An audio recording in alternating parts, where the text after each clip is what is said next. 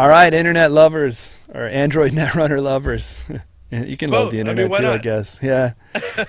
This is part two. Two. Two. And this one here, very, very important. You listen to this very clearly. This is the spoiler edition. Spoilers. This.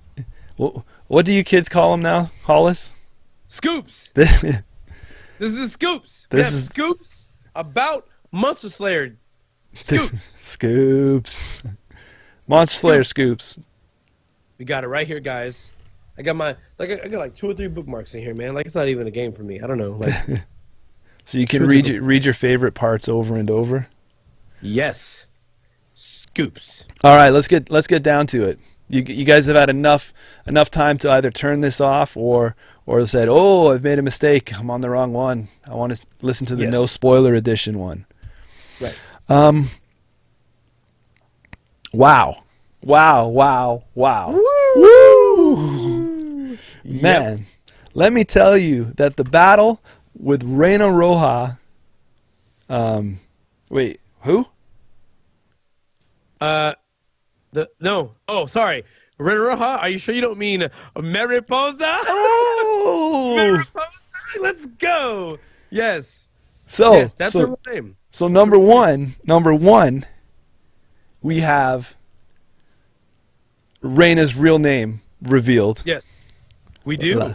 La Reina Roja is not who you think she is. Nope. So her backstory is flushed out a little more with her father and obviously her real name, Mariposa, Yes. which is, sometimes in the book is shortened to Maria. I guess it's pronounced that way. Is Yes. short for that. Really, really cool. The little interaction there. The little bit at the end there where Mr. Stone puts it together. He says, you're either one of these two people.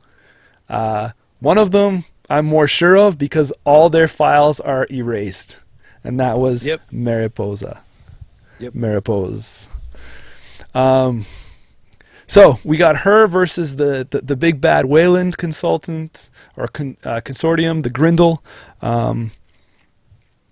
So she's doing her thing, minding her own business, playing chess, doing her Kessias, deep reds, breaking in. She finds an agenda, so to speak.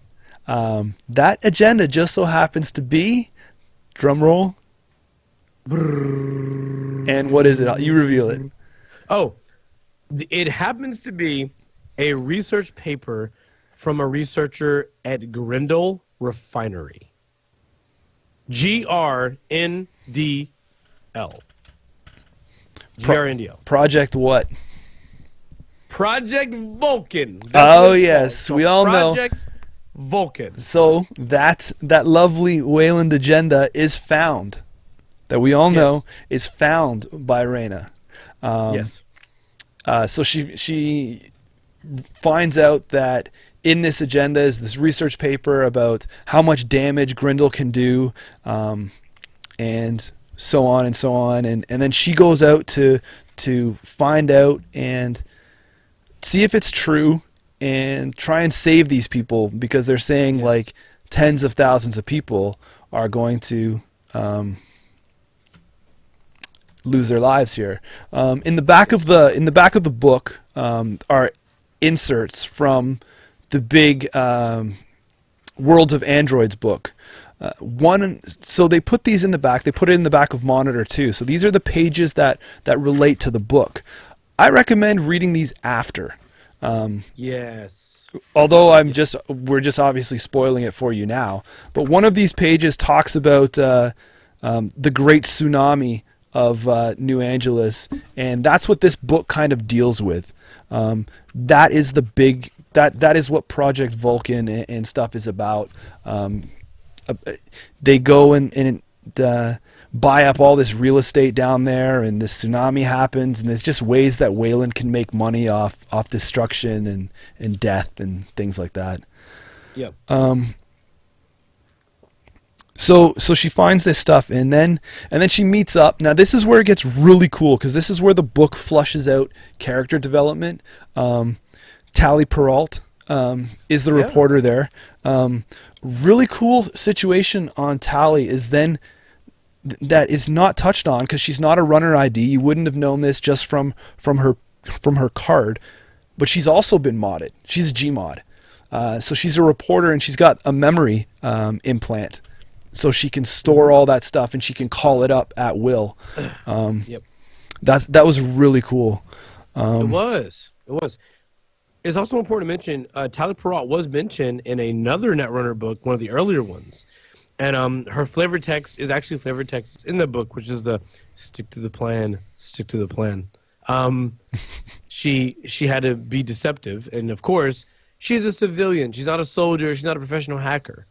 So they definitely showcase her fear, right, as just being a regular person that has gotten in kind of deep with uncovering what these corps are up to. Yeah, she's got some information that she gets to Reyna, and that flushes the story from there.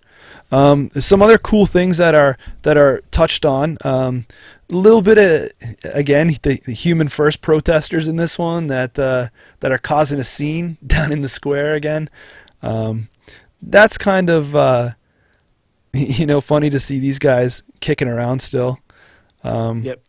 If you talked about or if you listened to the first one, so we also get touched on by NAPD. We get the cops involved. Sync plays a big, not a big part, but a little bit. They're involved. A small, yeah. New Angeles Soul is mentioned. Titan is mentioned. Argus. It talks about the weaponry that they're using. This book is got some crazy fight scenes and situations like that where they're fighting these. A couple biroids, and what's cool is that the biroids, it talks about their stages, right? Like what they were for. Like, so what was it? Frank is like this, worker bot, and then they've got like the next level up, these PX Davies, and then and then there was like Brad and Jeeves and stuff like that. Like we know, which was cool because we know Jeeves from the card, right? So I could picture him in my head when they're trying to help people. But they're really cool because this book plays on the first directive of these biroids, where they can't hurt humans. Yes. And it works, and which is really cool because then I started thinking, because there's something in the book where they talk about you can bend the directives, but they can't be broken. And then I was like, man, that'd be cool if Adam had some kind of thing to bend, bend his directives and a little bit, but not break them. But then there's like the Dr. Lovegood who can just blank them. So I don't know if they've already kind of touched on that or not, but it is what it is.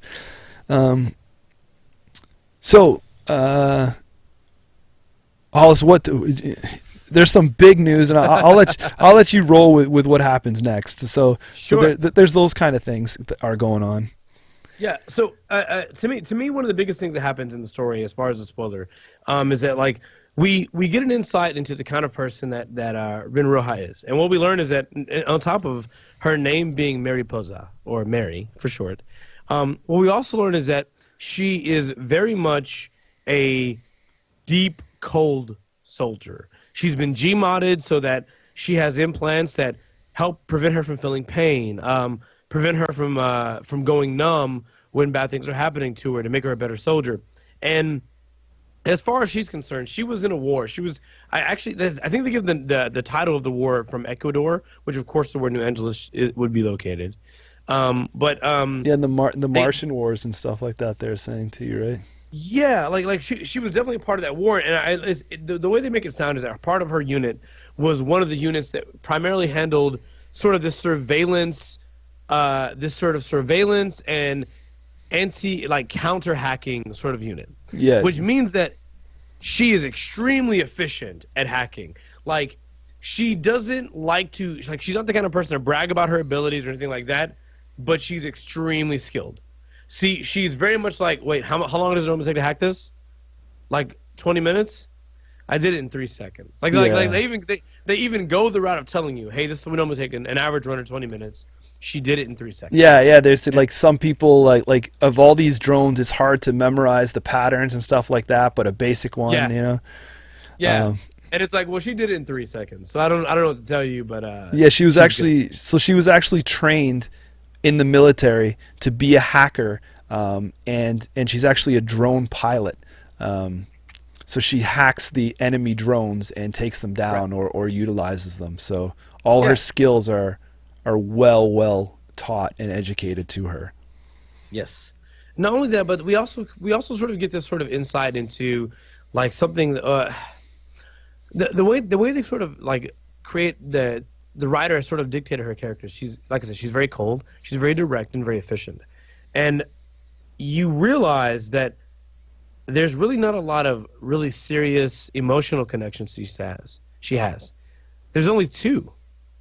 There actually is only two, and one happens to be her father, and the other happens to be a character that is basically the reason for everything that happens after the midpoint of the story, which we don't realize is important. I know I can spoil it now, but I guess I'll go ahead. Apparently, Mariposa, a.k.a. Rina Roja, had a love interest at some point, a romantic interest, at some point in the military. And I want to say the narrative device they're using are the Gmods. They're saying the Gmods are effectively hurting his memory. And so he really doesn't remember much of the war and everyone that was involved and what he accomplished, what he didn't accomplish, what he fought for. But it's pretty clear in the story that Rina Roja was very much involved with this person romantically. And we don't know to what degree, how serious it was. But she trusts this person, along with her father, more than anyone else. She doesn't trust many people at all. So the way the story sort of progresses, she sort of almost by accident, right, Jameson? She finds out this Vulcan cover-up. Yeah, it was just pretty much just doing some random data dumps. Yeah, like pretty much by accident, through a random data dump, she finds this file, and I guess to summarize, what this hidden file says is it says that Grendel, the refinery company, right, this offshore the offshore plant. Yeah, they find that the offshore plant is digging, and they say, hey, where we're digging, based on our current details, we are geared to make a lot of money in the geothermal research department or whatever. However, the more we dig and dig, we risk plates in the crust of the earth shifting, which cause an earthquake, which cause a tsunami. And our best researchers believe that if we were to cause such an event, we would create a tsunami that could effectively kill, potentially, tens of millions. Approximate damage, 10 million deaths. Now keep in mind, the research facility, Grendel Refinery, is, I want to say the number is 900 clicks off the coast of New Angeles. So effectively, the Wayland Consortium, if you will, and more specifically the Grendel branch, has the details at state. Hey, if we keep digging like this, we could actually kill 10 million people. We could result. It could be catastrophic if we kill 10 million people. This is the point where I would like to point out how interesting and unique the name of the book is. So, if you don't know so the main corporation, of course, that's responsible, this is mostly an aside, is Grendel. And if you don't recall, Grendel is the name of a creature. I want to say it's from the story of Beowulf. But they abbreviate Grendel to sort of mean the creature in Beowulf, or maybe even just the story Grendel. And it basically is this sort of like a horrible monster that is very large, and they relate the fact that they would be willing to work and do what they're doing, knowing they could kill 10 million people. Tali Peralta effectively calls them a monster, and relates, hey, their nickname is also the monster. Like, we might as well call them a monster. So as you can see, this is relevant to the title, Monster Slayer. So Reyna goes the route of sharing the information she's found with her friend. I want to say his name is Rife, or Rife, because there's an accent on the E. Yeah, it's short for something. I forget his full name now. Yeah, I honestly cannot remember, unfortunately. But she shares information with this person that she may have very much been romantically involved with, and that person investigates and gets in contact with Tyler Perrault, which get Reyna and Tally in contact. And over the course of time, what happened in a couple of days, what happens is that Rafe, or her friend, is found dead. Yeah. She tries to go to his home, and he is found dead. And she hacks surveillance cameras, and she finds that an unknown man, Jameson, what's his man's name? Mr. Stone. Mr. Stone, Mr. Damon Stone. You know what was really interesting from this perspective, just to interject there, when they find him dead and they do this stuff, when they're describing how he was killed and tortured and things like that, yeah. all I could picture was the scene from Witness Tampering. Oh, yeah. Did you? The guy tied to the chair, he's taking his gloves off, like it was, I was like, man, this is right from that card art. No, it is, right? Like, yeah. Like, I actually like that card art very much. Primarily because it's like him talking to an old lady, and she's like, I don't understand. But no, that Mr. Stone definitely gave me that image. But some of you may actually, I think we may have an insight to who Mr. Stone is when we look at the art for the Cleaners. I would like to take a second. Jameson, if you would please, pull the card up for me. Okay, certainly. This is what I made a note of previously. Okay. And I'm gonna read this page out. I'm bookmarked. I'm gonna read this page out here real quickly, and we can discuss something. Yep, here we go. You got the Cleaners up? Yeah, hold on. I will give you the sign. Yep, go ahead. All right. So, the Cleaners. The Cleaners is a 5-3 agenda. It's an agenda security, and it says whenever you do a meat damage, do an additional meat damage. Now, in the card art of the Cleaners, there's a man with a flashlight and umbrella, sunglasses on in the nighttime. Sure, that's normal. With 2 Bioroids, putting someone in a shallow hole in some sort of, I guess, material, right? Yeah. It looks sort of the like rug? It's wrapped in the maybe rug? a rug, possibly a rug. Just like the book. It's crazy. And like the flavor text in the Cleaner says, I use Bioroids because I can wipe their memories or just blow their brains out when the job is done. No witnesses means no witnesses. Yep, I forgot about the flavor text. That's exact. No witnesses, no witnesses. He uses the 2 Bioroids. You got Frank and Davey right here. Yes. When I go to page 86, it's a little different, but you see the scenario. So I'm gonna bring up witness tampering right there so people can see what I'm talking about. There's the same guy from the umbrella with his gloves, and this guy's strapped up here. Nice. So yeah. Yes. So if you look at page 86 on this book, it actually says, like, if you don't know, Bioroids have directives, and one of those directives means that they preserve human life at all costs. So effectively, when we're at the end of the book and Reyna's sort of dealing with Mr. Stone, and she's sort of in a bad spot, she kind of asks Mr. Stone, how is it you're able to make them do your bidding?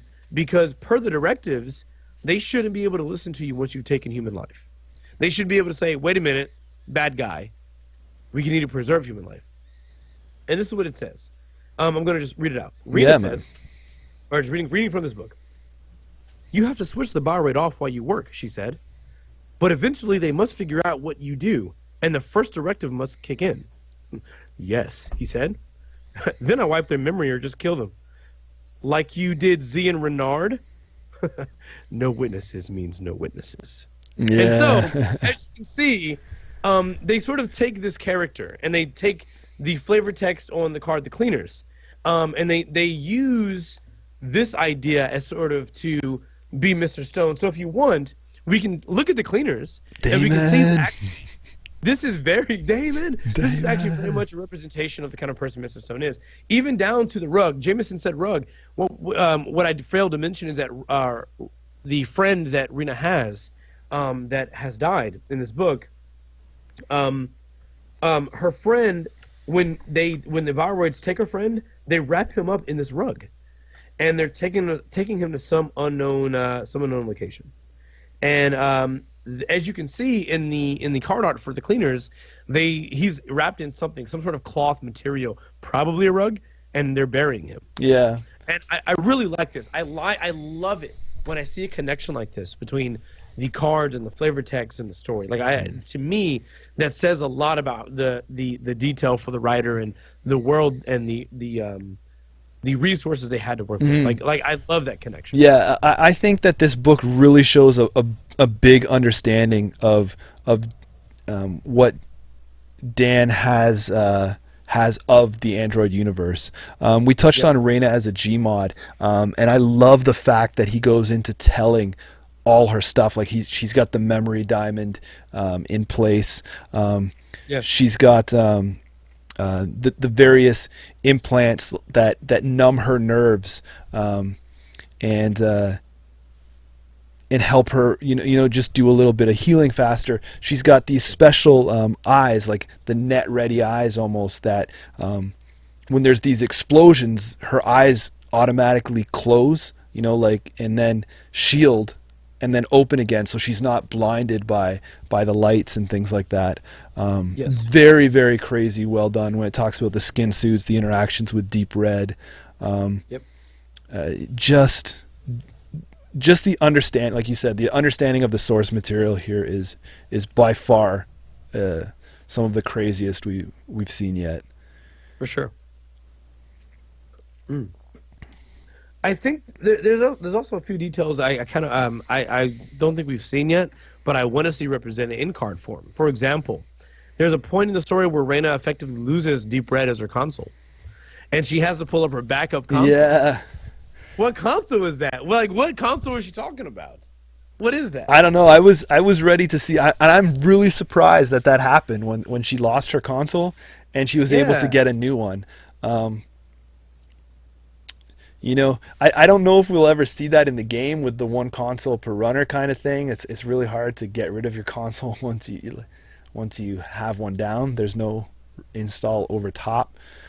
But that being said, there is I don't want to get too deep into it, but there is a new core set coming. That's true. There is. Right? And Deep Red will be cycled out. That's true. Also. So I don't know, maybe we'll see a new Anarch console come that, in that set that will be more in line with some of this stuff. So sometimes you gotta have a backup console for your backup console. Yeah, so like so there's the thematic play, right? Deep Red getting scrubbed out with rotation.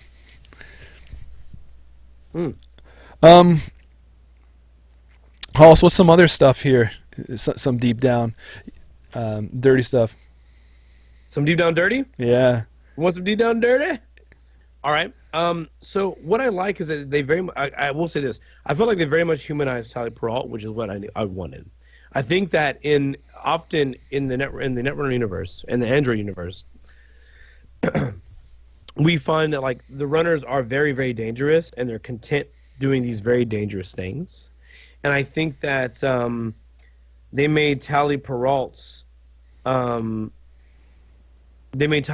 very like, a normal human being. She's a journalist. She's not a hacker. That's not her deal. So much so that even like when she delivers information to Reyna even looks at her data and says, either Tali is a hacker or she has a hacker friend. And she doesn't seem like a hacker. So... Yeah, because she cracked her pad like right quick, right? So yeah, really quickly, very, very quickly. She was like, "There's no way that she is a hacker." Yeah. So she has to have a hacker friend that provided this information, for sure. But I'm fine with that. I was surprised about how graphic and action intense this book took compared to the last one.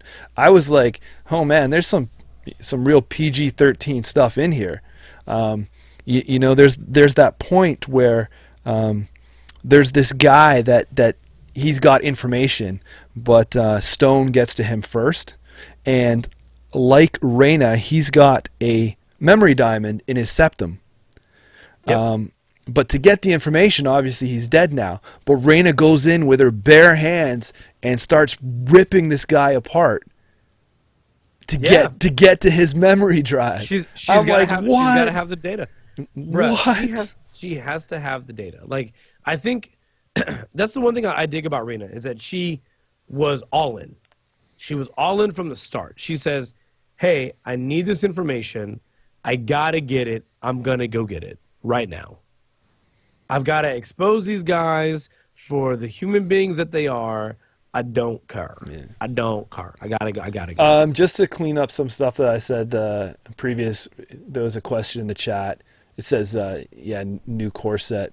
That's been something that's been rumored and flying around for a while. There's been some buzz that there possibly could be a new core set coming, and that was all based around the Chaos Theory card that hit at Gen Con. The promo, the identity symbol was flipped to core on the acrylic, and then that's when all the rumors started. So rumors to rumors. I mean, the only thing that we know there for a fact is Deep Red is cycling. So continue, Hollis. No, I mean that's basically like I'm trying to think of other things that really stood out to me in the book that I felt were spoiler worthy. They're worth mentioning. Very graphic. That's. Yeah, I mean, a lot more people die in this novel than I think, or than you would think. Also, we found out something very interesting. I guess I'll just take them to the end if that's fine. I don't know if that's okay. Mm-hmm. Certainly.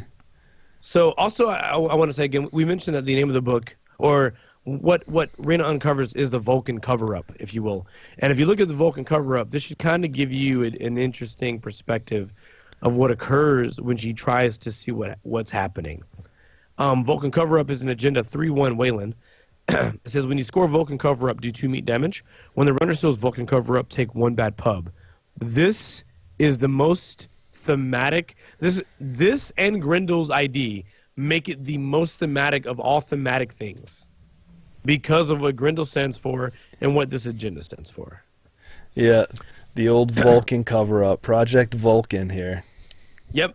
And even the flavor text, I did warn you that leaks would have to be patched. Yep.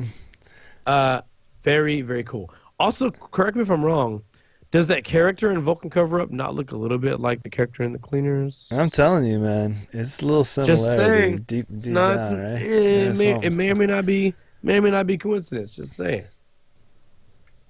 But fast forwarding to the end, effectively Reyna is able to disarm Mr. Stone. And it's sort of ambiguous whether or not Mr. Stone survived or not. Mm-hmm. But what does happen is that you meet this gentleman, and I want to say his name is it Mr. Morris? John Morris, CEO of Grendel. John Morris, CEO of Grendel. And what happens is that his funds are frozen because, about the funds being frozen. Let's talk about that for a second. So when Reyna discovers one of these sort of sister buildings for Grendel, she happens to notice that the building is kind of empty and the sort Wong of shabby. Lopez building. The Wong Lopez, and she's like, "Hey, this is kind of a shabby building, and it doesn't really have a lot of security." And then when she even hacks in, she's like, "The security here is very basic." She talks to someone, and they mention, "Hey, well, the building got $3 billion for upgrades." Well, think about it. So but it does, and they're like, "It doesn't look like it was even $300." Yeah. The building looks like it hasn't received any upgrades whatsoever. So when the tsunami happens, a lot of locations are destroyed. People die. Thousands of people die. Actually, thousands of people die. And the building collapses. Now, think about what this means for insurance. A building that's had $3 billion worth of renovations, Wayland Consortium, or I guess Grendel, gets that money back, even though they haven't actually spent the money on anything. So they're sort of playing that system. They use the potential of the Grendel accident, which could wipe out upwards of 10 million people, as a means to justify a potential gain of $3 billion. Yeah, they were buying the real estate up down there on the ocean front. Yeah, so they were approaching people trying to buy the real estate. So think about that for a second. They had a building, and they said, okay, we want to get $3 billion worth of upgrades in this building, but we're just going to pocket the money. We're not going to spend it, and we want to buy the real estate, but people won't sell. But I guarantee you, if a tsunami hits and they all die, I guess we can buy it. Yeah, and get the $3 billion from the building. Yeah, so there are people that stayed and they didn't accept the buyout, and those people are still there. It's sad. It was really sad. And effectively near the end, of course, Mr. Morris is trying to withdraw funds. Now, because Rena has leaked some details about what Grindel has done, this means that his bank account's been locked. He's unable to access his funds for the time being. He goes home and he says something like, "Wendy, bring me a drink. Pour me a whiskey." Yeah. Which is his Bioroid. And of course, the Bioroid doesn't respond, and it continues to not respond. But there's someone in his home. It happens to be Mrs. Mariposa. And Mariposa makes it clear, "Hey, please tell me if you knew about this and who was involved." And he says, "Well, you can't blame me. I didn't want this to happen, but for me to have my job, I had to let this happen. I'm just following orders, right? I'm just following orders. Don't be mad at me." And so after that, of course, she makes it clear, "I want to know who's on the board." And that's when our boy Morris drops an iconic name in Netrunner. He drops the name of our girl. Who is it, Jameson? Who's the girl he drops? Elizabeth Mills. She's on the Wayland board. He says the board made me do it. Give me names. I don't know names. I don't know names. Give me names. He's like, I might know one. Elizabeth Mills. Boom! There we go. Our girl Lizzie. So Mills. And that's the jump off. That's where I think it'd be so like, I'm like, where's Monster Slayer Part 2? Like Reyna going after the rest of Wayland, right? Yes. I really want to see the next book or the next continuation of this. Basically dealing with Elizabeth Mills and Wayland and Reyna Roja.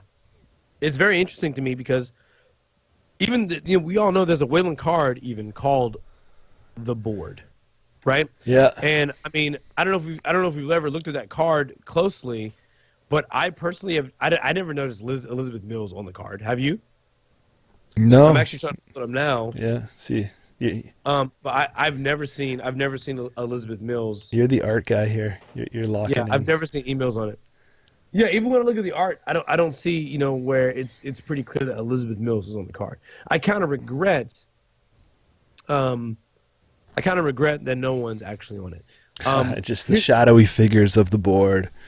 Yeah, and what's funny is the flavor text of the board where it says no one on the board knows everyone on it. Yeah, so Mills ain't gonna even know, Yeah, but I really do like this. I felt like the author did a great job, and this is sort of the summary I guess I have, even with all the spoilers. I felt like the author did a fantastic job of tying in a lot of things that we know about the world of Edge Netrunner, tying in, cards and their flavor text, and not only that, but tying in characters and how they relate to the story. Yeah. Or when she's all banged up and she takes a stim shot, trying to get her through. Right, I was like, one brain damage after this run, Reyna. Take a brain. Yeah, no, it definitely sort of, makes you impressed with the kind of like attention to detail that they pay in this game, like, especially in these novels. I am a fan for sure. Oh, even the attention to detail in the story when she's kind of a coffee junkie and she's like rummaging for a cup and she finds this Wayland mug, and she's like, It's got like a picture of like the root on it, And I'm like, it probably came out like, like typical corporate swag, like when the root opened, everyone got like t-shirts and mugs and stuff, Yeah. But I mean, that was cool. Yeah, I totally agree. And in general, I mean, it's one of my favorite things about this book is that they they do a great job of tying in a ton of references in the game into this story. They weave it in really, really well, and I just enjoy. If anything, I enjoyed that aspect of it. I enjoyed. Yeah, and I think that what I think is cool too is some of the bigger name, like when they name drop, I always want to be like, oh, would they ever bring out something with that name? You know, like a card. You know, like obviously the books are based on the card game and they draw a reference there, but do you think the card game will ever pull reference from these books? You know, there's a couple Wayland Consortium things that we haven't seen yet. And I don't know when these books were actually, you know, finished, completed before they got sent out. Yeah. Like one of the Wayland Consortium things, they called it Blue Sky. Yeah, Blue Sky. Instead of, you know, maybe that was like an early name for Blue Sun. I don't know, or if it's just maybe Blue Sky falls under, or or Blue Sun falls under the Blue Sky stuff. You had Gibson Polytech, Barnes of London Finances Insurance. Some of these bigger ones that are, you know, not seen in the game yet. There are two runners that. She kind of meets up with or gets messages from Lobo and Static X, Statty X. I'm like, I wonder if they would be later on. Like, I think it would kind of been cool if Lobo had have been Los, the new runner coming in that's already been spoiled from the Red Sand stuff. Now we can also talk about another runner, Hollis, that she meets up with, or indirectly in cyberspace. And when they go into cyberspace, they get to kind of pick their own avatars or whatever. And they said that Reyna always is Reyna. Like the only thing that is different is she has a scar, and when she's in cyberspace, the scar is gone. But she meets up with this other runner, and their avatar is a little pink cat. Really, a pink cat, huh? Yeah. Who am I talking about? Kate? No, I'm kidding. No, you're talking about Mrs. PSK. Yes, PSK is in this one, and it's one of those ones that you hit it when you hit that page, you're just like, oh, what? Yep. And it's another reference that everybody's been waiting for, and people are gonna go crazy when she shows up and when you get to that page. Really, really cool.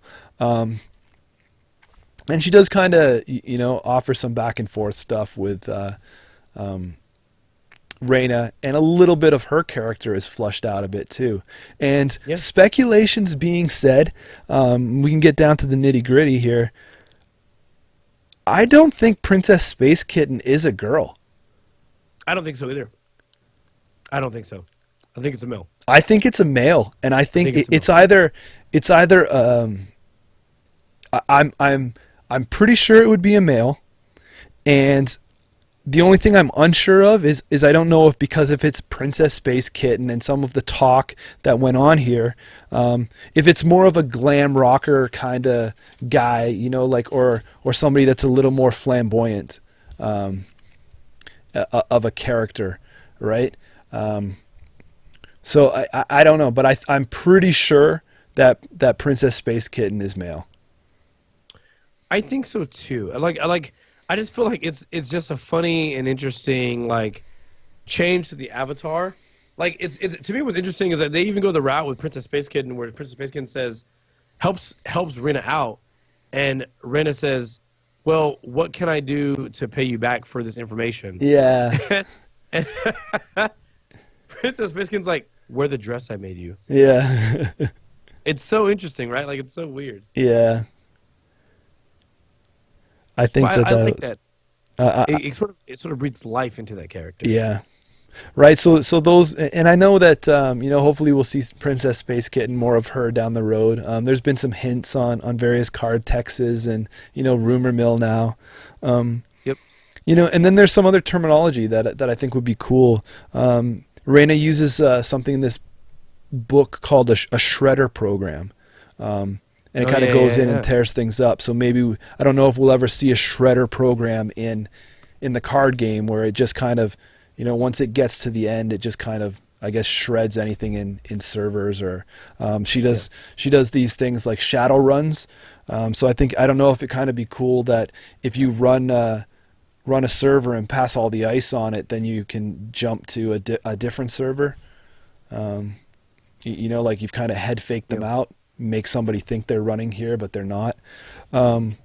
Switch the last minute. That's kind of cool. And then they use a term backtrace. We all know what trace is. Trace is very, very heavy in this novel. Raina's very, very. Am I saying very, very a lot during this time? She's No. Yeah. She's very very conscious of how long she's in a run for, because she knows she's being tracked back. Even when she wants to be tracked back, she's ready for that. She's ready.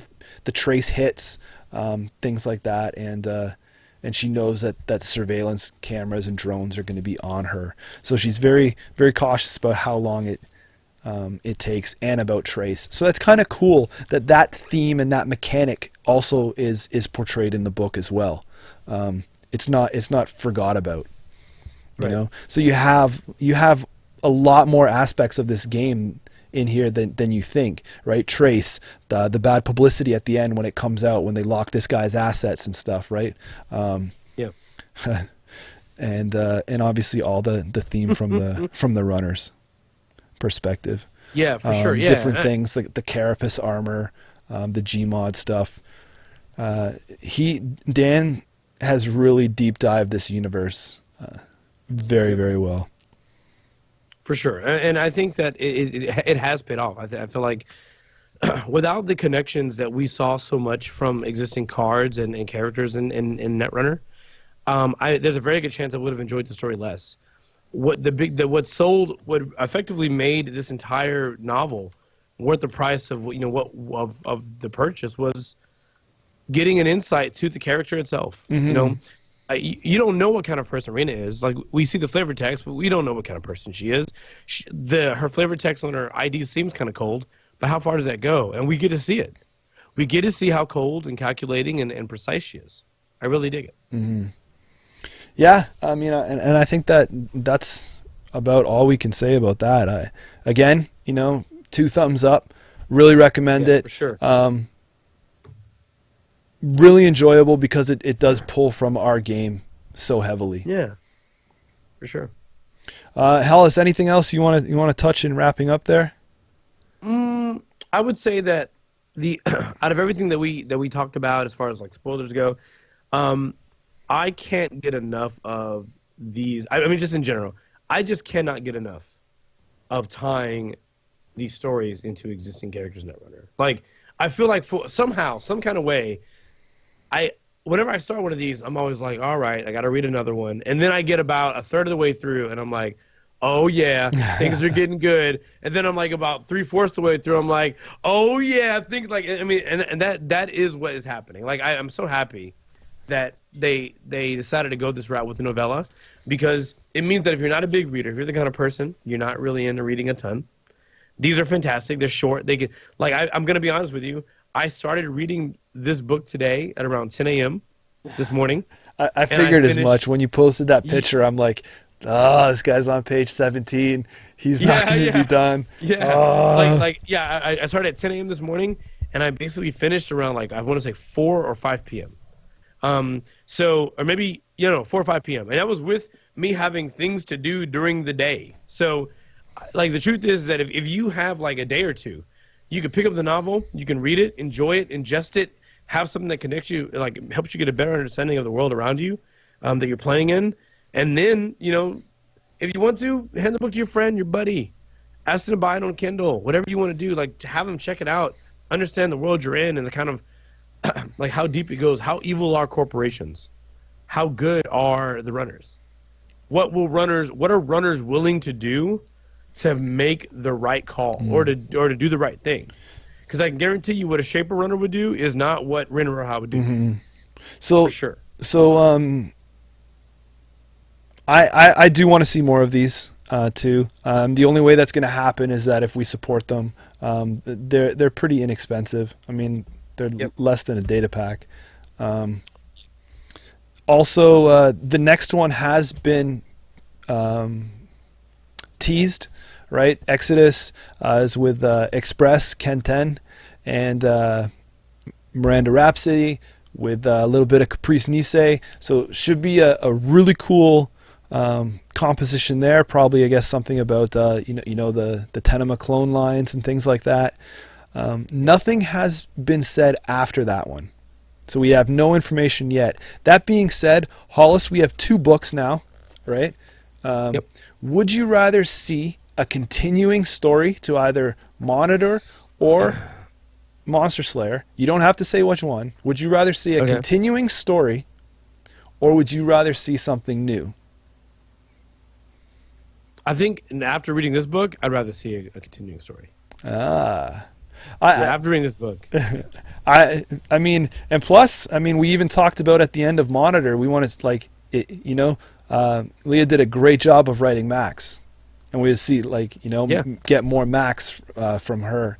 But I would like to see them. For me, I would like to see them just span out and get more.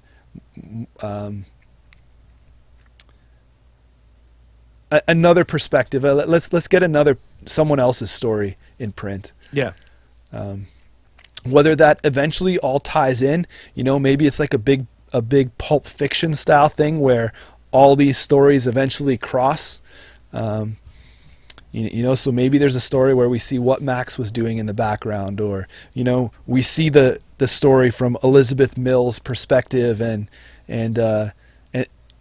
her board meetings and about this Vulcan cover up. But yeah, I definitely want to see other characters explored. For sure. I think I really enjoyed the runner perspective of it. And I think I would like to see one of the neutral runners. I think they would make, or the mini faction ones. I think they would make great stories. I think Apex would be a little complex, but I think either an Adam or a Sunny. Sunny because she plays that works for the corporation kind of thing. I'm just going to make my paycheck how I can. I think that'd be cool. But I would love to see a Sunny one. I would love that. Yeah. For sure. Yes. Yes, please. Can we see a Sunny one, please? Yeah. So, again, 2 thumbs up. We hope they continue, and we're looking forward to when Exodus comes out. We'll get our hands on that and do this again. Definitely. All right. Thanks very much, everyone, for joining us. If you liked what you heard, make sure you give us a thumbs up, like, support, do all that kind of stuff for us. Spread the word. Appreciate it, guys. Take care. Have a good night, everyone.